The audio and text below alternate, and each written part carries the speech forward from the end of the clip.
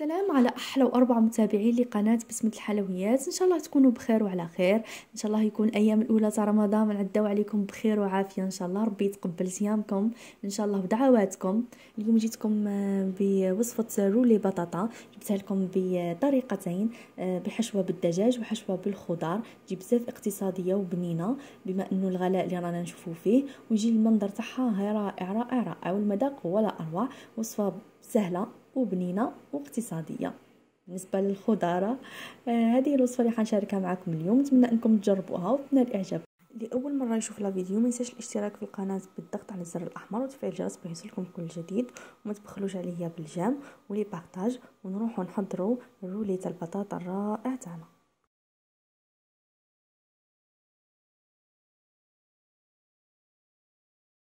نبداو اول حاجه نحكموا الطنجره تاعنا، نحكوا فيها البصل اللي نحطوا معاه شويه زيت، ملح، فلفل، قطعه الدجاج او اللحم. هنا هذه المرقه اللي استعملتها في البولي عاشي تاعي، ما استعملتش بزاف اللحم باسكو حطيت الصدر كامل في هذاك الرولي تاعي. بعد ما نقلي البصل تاعي مليح، نمرق تاعي القدره ما سخون ونغطيها ونخلي تاعي لاصوص تاعي طيب، ونروحو نحضروا مع بعض الرولي.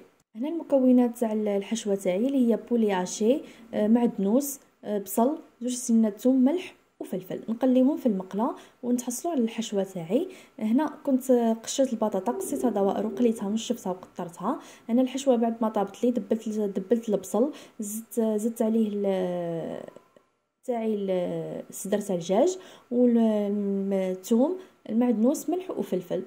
ونحتاجو ثاني 3 بيضات والنوع تاع الفرماج اللي تحبوا. هادو هما المقادير كامل. درك نروحو نحطو تاعنا البيض كيما راكم تلاحظوا، نفقسوه ونزيدو معاه ملح، فلفل ومعدنوس. هذه باه نلمو البطاطا تاعنا كيما راكم تلاحظوا. نزيد نحط شويه فلفل وشويه ملح. وصفه تجي بزاف بنينه في العين وفي الفم. هنا المول اللي راح نحطو من الاحسن انكم تستعملوا بابي كويسون، باه تجيكم سهله من بعد كي تروليوه. هنا البابي كويسون تاعي لصقو ما يتنحاش معايا، ونزيد ندهنو بالزبده. على بالي بلي البطاطا فيها الزيت، ندهنو بالزبده ونزيد البطاطا تاعي فيها زيت باه نضمن انه ما يلصقش معايا. من بعد كي يطيب راح يتنحى لكم بسهوله. نبداو نستفو تاعنا البطاطا الحبه حدا اختها، الحبه حدا اختها حتى نخلصوا الكميه تاع البطاطا تاعنا كيما راكم تلاحظوا.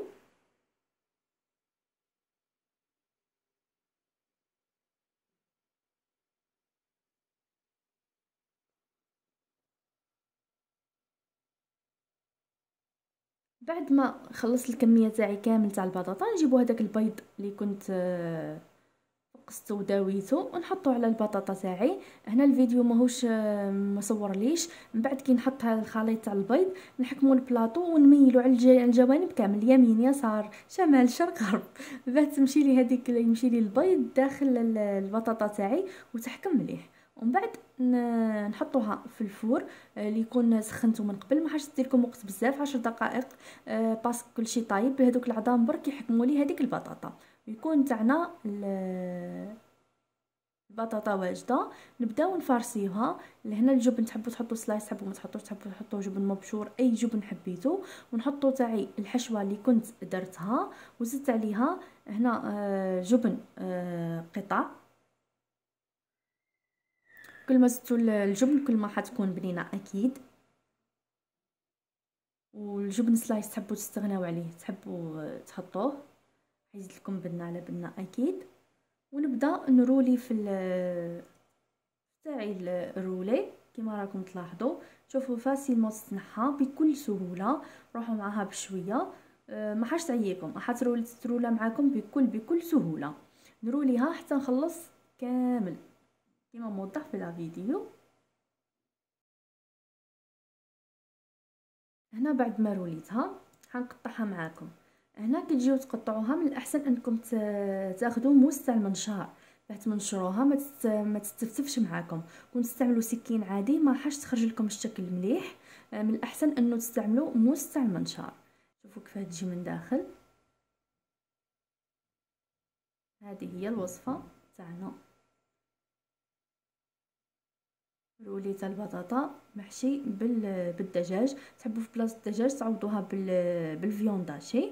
هنا نجي نسقي تاعي الصحن، المرقه اللي كنت طيبتها نصفيها ونحط تاعي القطع ونشبحهم من الفوق بالمعدنوس وشهيه طيبه. هذه هي الحشوه الاولى اللي كانت معنا، اللي هي رولي بالبولياشي. درك نروحوا للحشوه الثانيه اللي استعملت فيها الخضار. تحبوا في بلاصه ليغيم بطريقه مقدمه بطريقه جديده، هذه هي. ويجي المنظر تاعها بزاف بزاف هايل لانه فيها الالوان.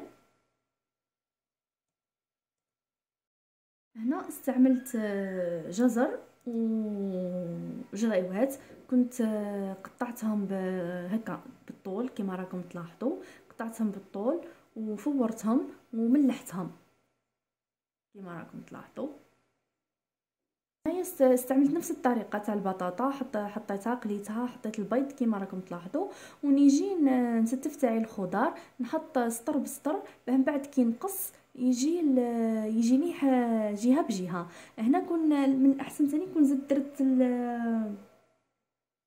فرomاج باه يجي البلون والفيغ، وانا حطيته من فوق برك جا شغل في جهه برك، كي تحطوه من تحت يجيكم داير ساير على تاعكم الحبه من بعد كي تقصوها. هذه هي نفس الطريقه نرولي تاعي الواحد ونقطعو.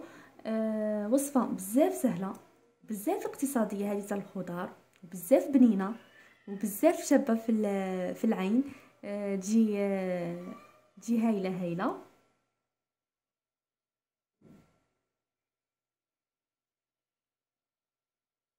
هنا كي قصيتها شوفوا الشكل تاعها كيف يجي بالالوان، يجي المنظر تاعها بزاف. وهذه هي الوصفه اللي كانت معنا نهار اليوم. نتمنى انكم تجربوها وتنال اعجابكم، ونتلاقاو ان شاء الله في فيديو جديد مع وصفه جديده. ومع اللي غنقول لكم صحه فطوركم، صحه شريبتكم، ربي يتقبل صيامكم.